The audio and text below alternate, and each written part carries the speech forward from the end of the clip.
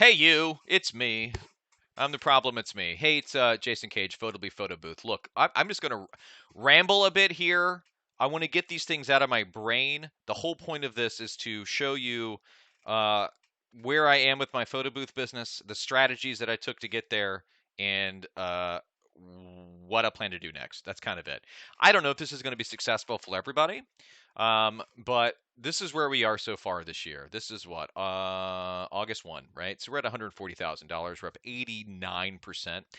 Photobly Photo Booth is not my full-time job. We're down here in Houston. I am a senior marketing director by training. I have a kind of knack for AI. I was a radio host for 20 years.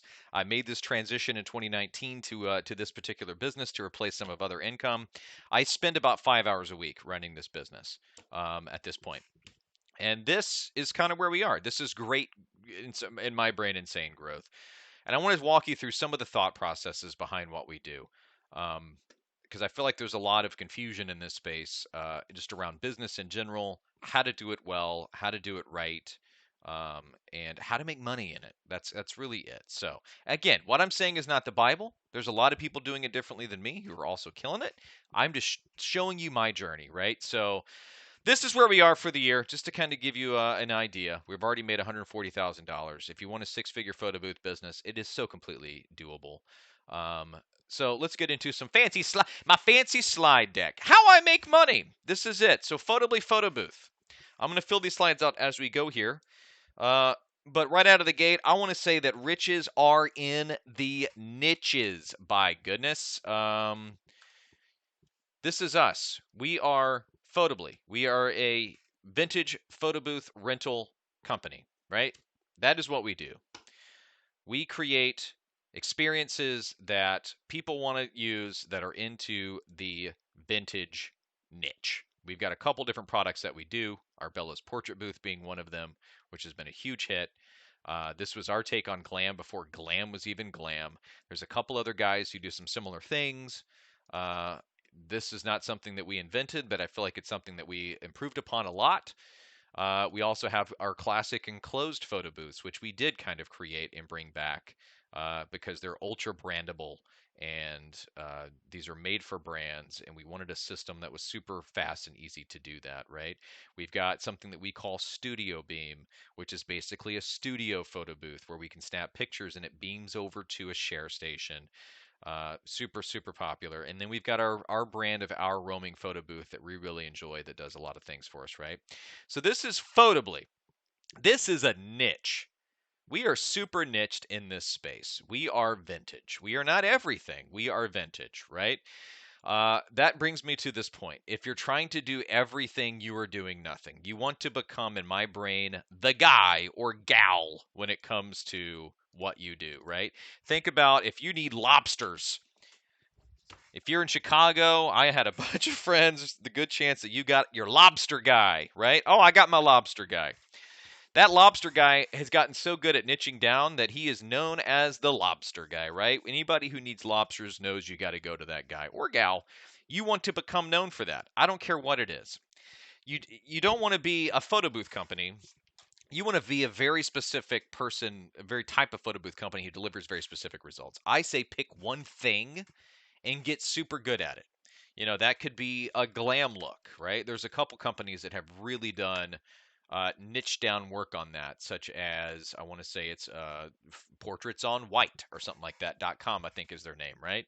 That could be an aesthetic. That could be vintage. That could be boho. That could be I don't know, modern, but modern's kind of getting overdone, so not super nichey there. That could be like the desert vibe, like Desert Luna does, right? Um, find something that is a niche that you will become the person for, if that makes any sense, right? So that's right out of the gate. That's something I feel like that has made us a lot of money is that we picked a lane and we have become really well known for doing a good job in that lane. Okay, so that's that. Riches are in the niches. Two, there are two types of people that you are going to be serving in this business, and it's in your favor to choose the one or the other, and I would say the other. And when I say two types of people, what I mean are broke and rich. And when I say broke and rich, I do not mean what you think I mean. Yes, I'm broke. I have a lot of money, but I'm also broke in the sense that I am spending my money, right? So I am very kind of particular about where I spend my money. And when people are spending their money, that comes down to you need to convince me that this is worth it, right? That's what I'm looking for. Is this worth it? Is this really going to help me? I need you to convince me of that. That's what it needs to be. Because I'm spending my money. You can have $500,000 in the bank, still be spending your money, and you're going to be a little particular about where it goes. Now, yes, at some point you might have so much money it feels like you are spending someone else's money, right? So let's take a look at these two people, right? Spending someone else's money falls into what I call the rich category, right? So who are the broke people? These are people who are spending their money. These are brides. These are couples. These are your social events. These are the benai mitzvahs. These are the, just any of the private kind of, spending their own cash to fund this event, right? So your job in those two types of situations, or your work, is you've got to convince them that what you do is super special and unique and it's worth it, right? If that's who you target, awesome. That's great. We do lots of weddings. I feel like we do a good job of communicating that message of why we're worth it, but that's what you're trying to do for these people, right? Versus spending someone else's money, right? Who are these? These are the corporate events. These are the brands. And I'm going to say these are the higher end weddings with planners. Now, that whole thing is the key word there. Planners. Corporate events, brand events, all of the, charity, big galas, charity events. All of these types of events usually have a budget that is not their own money that has been given to them to plan this event, right? So if it's a wedding planner, often hey, here's the budget. We want the coolest stuff. And now, yes, it's coming from their own money to a wedding planner, but they're typically going to defer to what the wedding planner says. That's why they hired them to begin with. And the wedding planner, they're spending someone else's money. So what is this group looking for? They want to feel confident,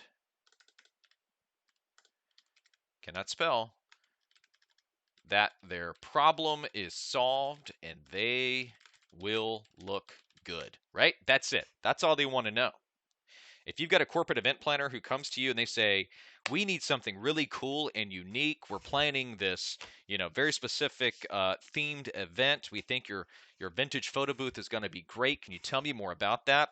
If you can show them a package, make them feel confident that you check all the boxes for what they're trying to do. And not only that, but you're going to make them look good for choosing you as a planner, they're going to choose you, right?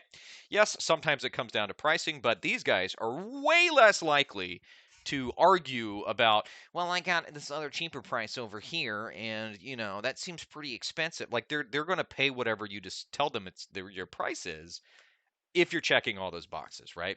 So this is the difference between charging $600 for something or charging $6,500 for something or $60,000 for something, right? Per event, right? So our average event starts at $1,899, $1,899 for corporate events. For some of our photo booths, we're charging up into the $10,000 range for customized photo booths for a lot of these things. But again, we're a niche, and if you want us, this is what you want, right?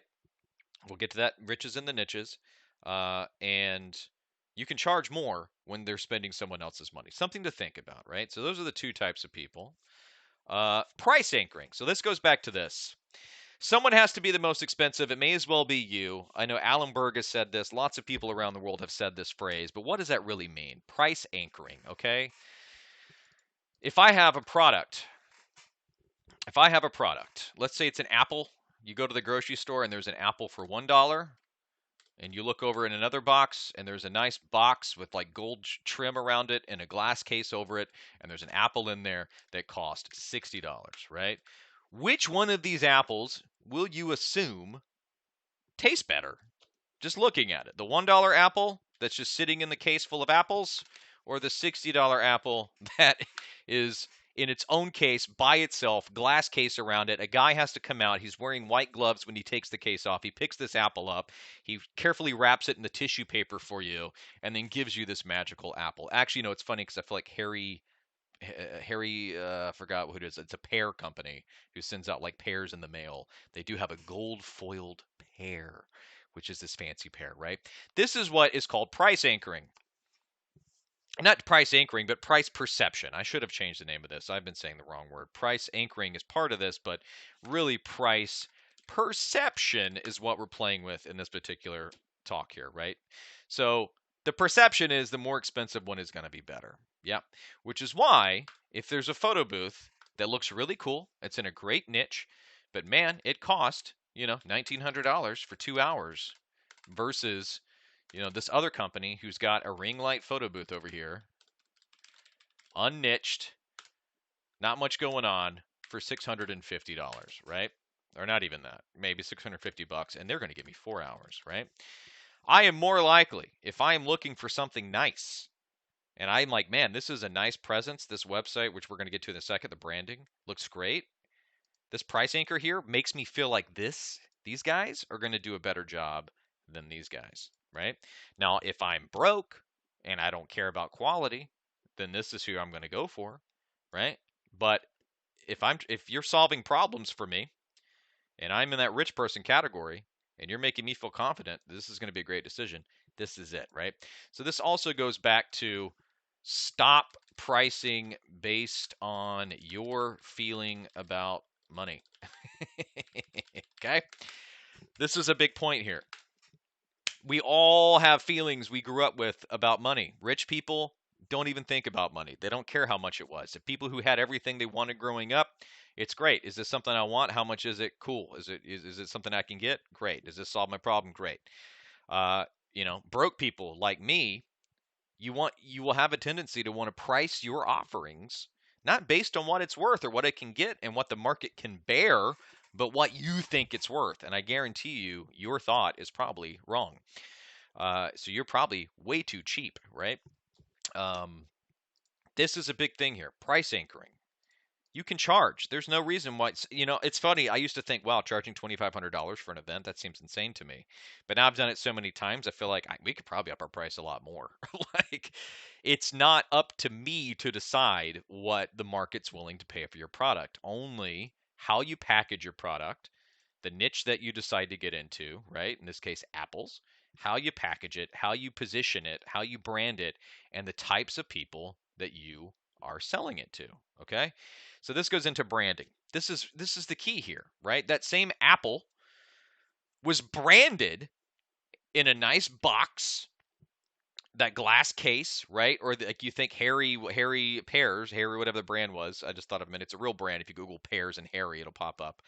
Like they have branded themselves as the fancy pear guys, right? So branding is important, right? We are Houston's finest vintage photo booth rental. Over 80% of guests forget their average photo booths. We're going to make yours the one that they think about for years, right? This is called a global pain statement. I'm immediately calling out their top level pain, which is I want something that just doesn't suck and is going to be remembered. Well, the problem is 80% of stuff does suck and it doesn't get remembered, right? Everything on our entire page is branded. Everything on our entire page looks like us, right? The great thing about a brand is you can be anything. It's what you associate with it that gives it meaning, right? So if Apple decided they were going to sell tractors back in the day, you wouldn't think of phones, you would think of tractors, just like we do with John Deere, right? John Deere tractors, right? We know, oh, it's green, they got the green tractor, all this stuff. You need a brand. You don't want to be a service. Without a brand, you're just a nameless service that gets lost in the ocean of everything else, right? So branding, you got to have one. That's just it. Be something. Be something, not a service. Right? Be something, not a service. Yes, you're a service, but you need to be something. You got to be something. become known for something, right?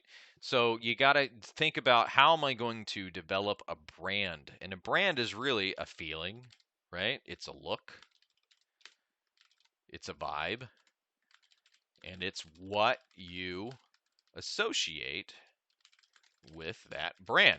Think of Jeep. What are the feelings and the imagery that comes to mind, besides ducks on the windshield, which is even part of the brand?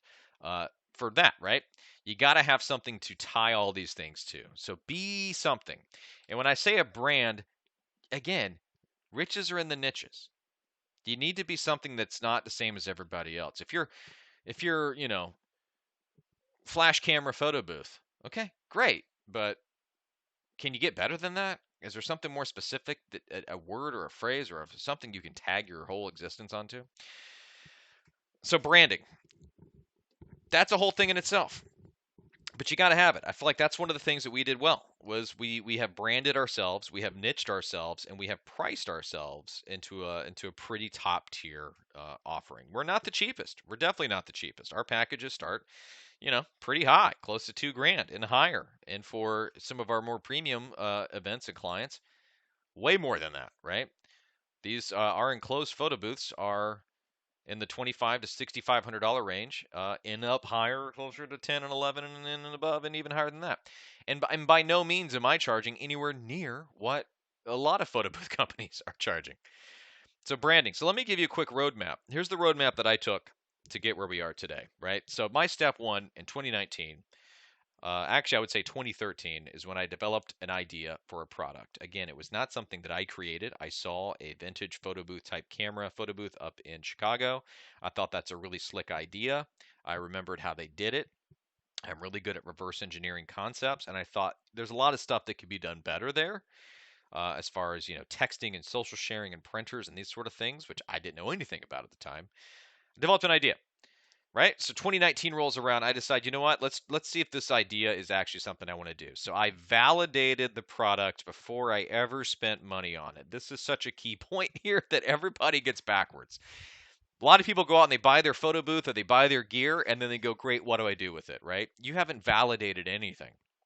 You've just basically went off and created a solution, and now you're looking for the problem, right? We need to make sure that the solution I have in mind has a problem that needs to be solved to begin with. So what I did was I went through my network of people, because I was already pretty well connected with a bunch of charities and galas and that sort of thing from my radio days. And I basically just got on the call with people and said, "Hey, here's what I'm putting together. I know you guys do this big gala. Is that something you'd pay, like, I don't know, $600 for?" Which at the time I thought was a ton of money. And they were like, "Yeah, that sounds super fun. That's really cool. Yeah, we're always looking for really unique stuff. I totally do that." Awesome, cool, great. Validated that. I went to a couple other different people until I got enough interest to feel like, okay, this is something that's worth me spending the money on. I've already got some folks I can call right out of the gate, and it's validated, right? If you don't have that kind of network, you know what you can do? You can go and take $200, get on Facebook Marketplace, or Facebook rather, run a little ad for $100. Just, whatever. Go get AI to create you a mock-up of what you think this might look like. You don't really need anything. And then have them, when they click that link, go to a landing page, a little website page. It goes, "Hey, this is coming soon. It's going to cost $600. If you're excited and want to be first dibs to grab this for your wedding or whatever the heck you think you're going to do, put your email address in this box," right? Run that for a couple weeks. If you get 20, 30, 40 emails from people, they go, "Yeah, this sounded like a great idea. I'd love to get more information on that." Very cool, right? Now you've got him in the gate. You know this is a valid idea. So my next step there was I built an MVP of the product. I found a company that I wanted to help build these things, and they helped me prototype it. MVP means minimal viable product. It was the easiest thing I could get done to have a physical product that I could take to an event, right? So in our case, it was that Bellows portrait booth. It's funny because the one you see on our website is actually that MVP product.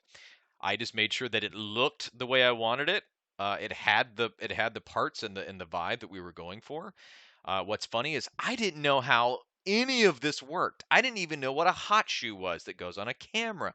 I didn't know that photo booth softwares existed.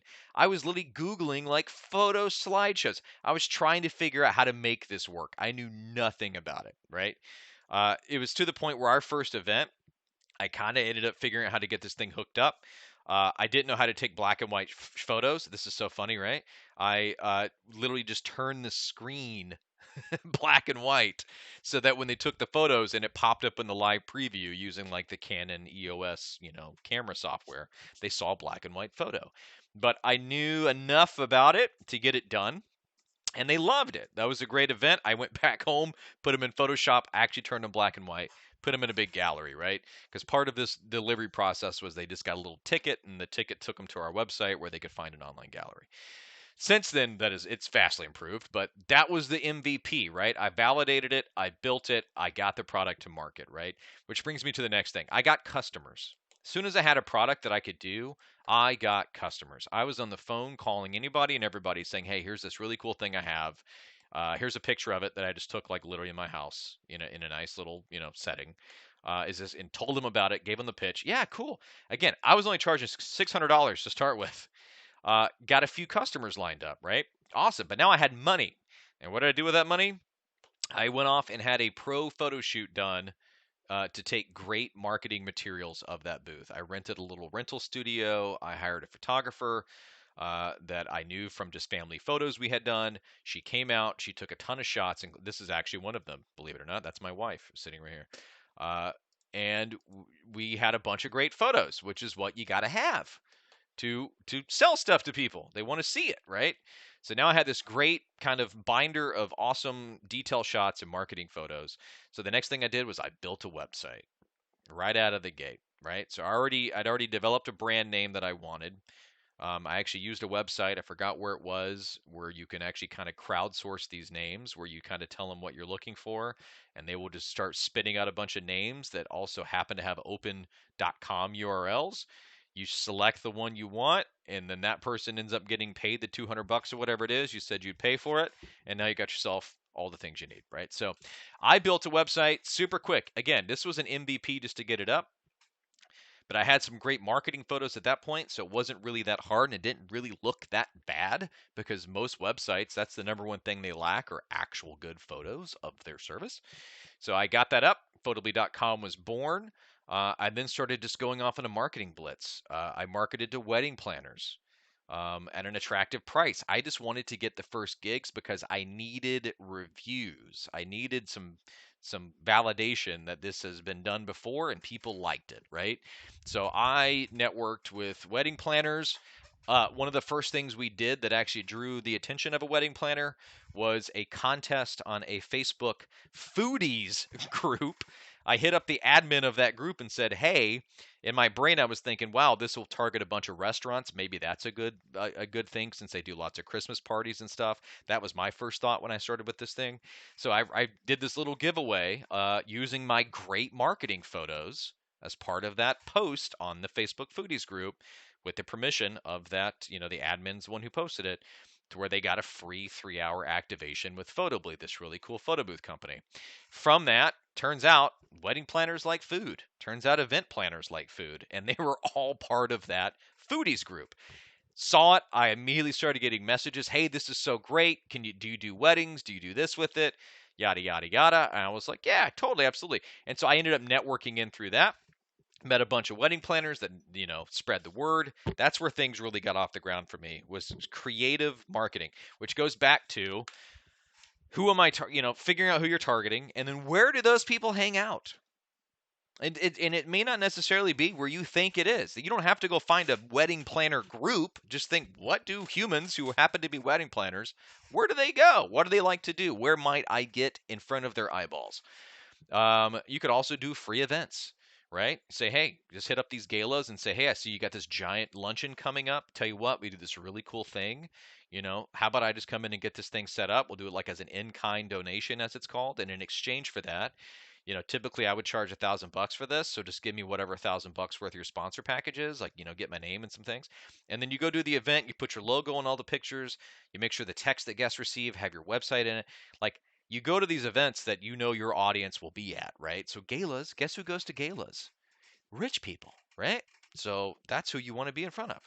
So we did the marketing. That got us off the ground. I then launched Model 2 of the product, which was great because I made a lot of improvements. I'd figured out a lot about the tech at that point.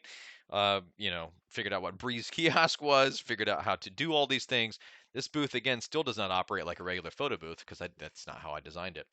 But now that I had money coming in, I reinvested all of that income into a new website, which you see here.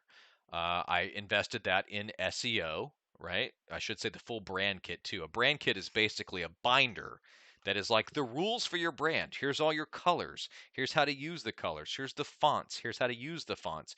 Here's, how to use icons properly, how to space them properly. Here's how we talk. Here's how we don't talk. Like it's a whole brand kit that makes creating anything else from that point super simple because you're literally just dragging these elements around, right?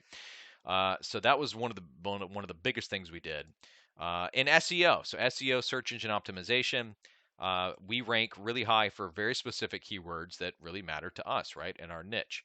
That was a big help. I also, at that point, now that we had this, and going back to the branding here and why this is so important, if you have a brand that you don't feel confident about, you're not going to promote it. You're going to hesitate to promote it because you're kind of a little bit ashamed to show it to people. Once you have a brand that you're excited about, that you think, wow, this really fits us, and this is great, and this does a great job of representing me, you're going to tell everyone about it. You're going to be shouting it from the rooftops. Yeah, hit our website. Here, go look at this. Here, let me pull this up. You're going to be sending links and all the. That's the importance of a brand that you really care about and that resonates with you. So we did that, right? So then, a couple years in, this is where things really got to the point where, I don't want to do these events anymore. In order to really scale to the money that you need to be at, you got to have more than one event happening at one time. And when that happens, you need to, what I call, buying your time back and investing in a great system, right? So we invested in a great management system. We used Boothbook. But the biggest key was my lead follow-up strategy. I'm a lead gen by trade expert. Lead gen means lead generation. Like I know all the tactics and tricks and tools and things to get leads. I know how to do that. That's what I do by formal training, right? Or just by formal experience. So my lead gen strategy goes through a system called High Level, which this is it, where I've got forms on our website, I run ads, all of it comes back and creates these opportunities. No one gets lost, right? You can see how much we have in the pipe here, all these proposals sent. I can work these leads in a very systematic way. I've got automations in place that automatically, writes a whole sequence of reminders and emails to people to get them to respond to me.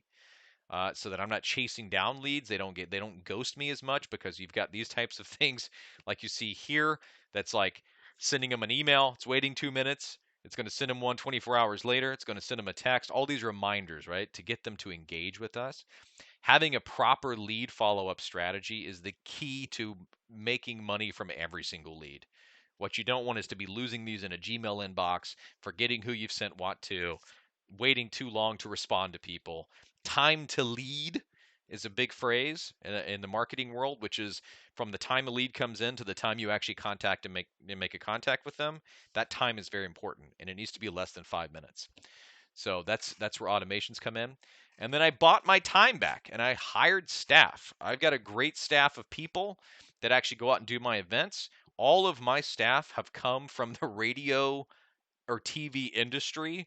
Uh, they're all former promotion assistants and promo kids who are used to going out and doing events.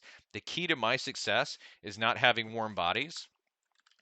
It's having hospitality trained people. I can't spell that, so I'm not going to try.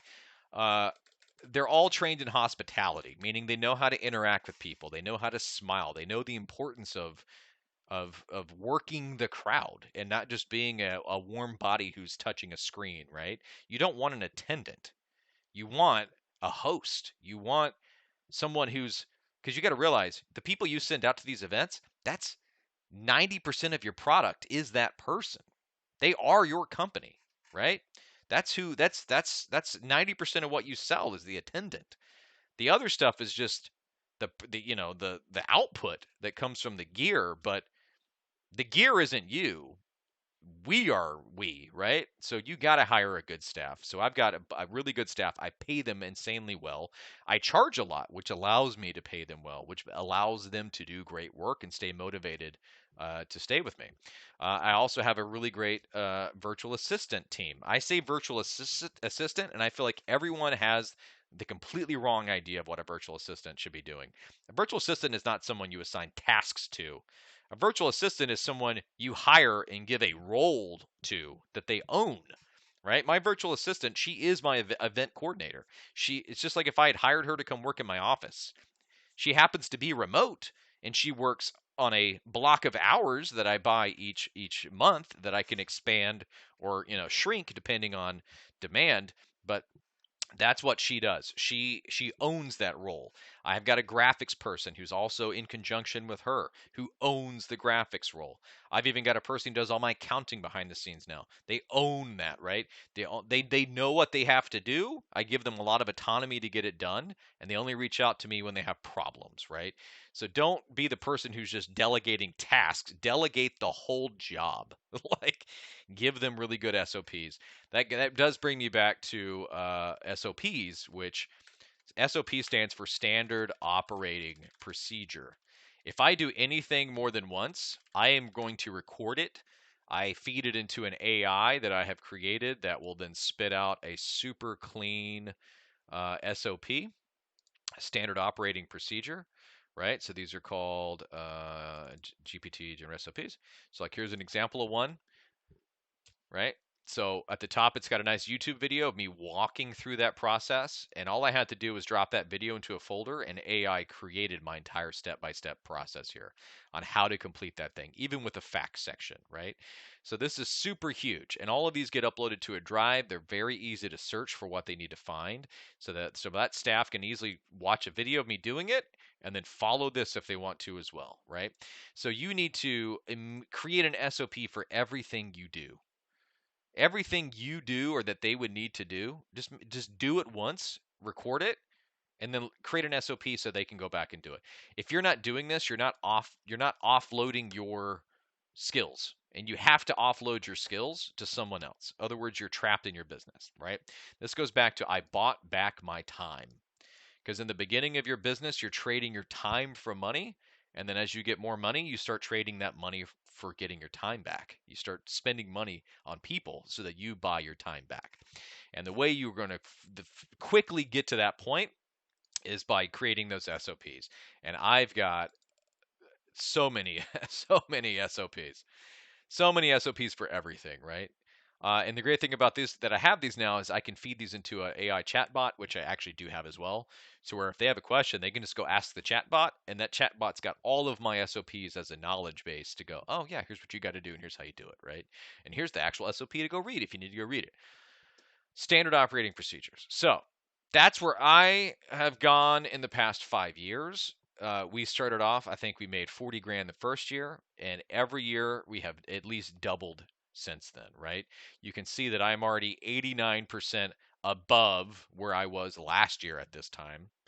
And, we're doubling. And what's great is I haven't really had to expand my staff and I haven't really had to expand anything. This is called I up my prices and I got very strategic and streamlined on closing my leads and selling stuff, which also goes back to my last point. And then I'm going to wrap this up. Get good at sales. No one is going to be as passionate as you, right? I had a business mentor that told me this. He says, you need to be the one going out and selling this, especially in the beginning, because no one's going to have more passion for your business and understand it as deeply as you do. So you got to get good at sales. Go watch sales stuff. There's so many strategies to sales, but I think the biggest key to sales is feeling confident in your product, having enough experience under your belt to have that just kind of radiate that vibe of yeah, we got this, this is easy to do, yeah, we know what to do here.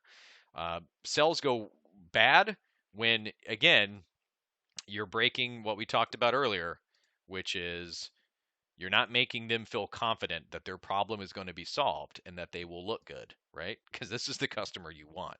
And the way you make them feel confident is by having a buttoned up system, right? A buttoned up onboarding system. It needs to be very streamlined on what happens as soon as they say, "Yeah, I want to book this thing." Right? What is the next series of events that they're going to encounter? And is it all professional and clean and organized? And you're not sending them crappy QuickBook, you know, invoices or all these weird things. It looks like you got your ducks in a row and you know what you're doing, right? That's what's going to make them feel confident. And that you got a brand. Your branding goes back into that, right? If you see something from Apple, you're immediately going to feel confident just based on that brand that they have developed that they're going to do a good job for you and solve those problems. So you got to get good at sales. So that's a whole other different video. You're either good at it or you're not, and if you're not, you need to get good at it. So go start watching sales videos. Go listen to Alan Berg. Hire Alan Berg to help you do some sales training. There's so many things that I do that work for us. Um, you know, always ending in a question in my emails. I try not to be clever. I try to be clear instead.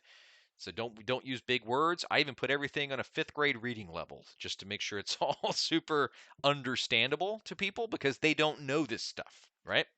So there you go. That's my roadmap. If you would like help, I do consulting. If you are starting off in this business and you're like, I like what you're saying here. This is kind of the direction I want to go. I'd love to come up and get a brand similar to what Photobly's got, or something that's like that for my world. Um, Reach out to me.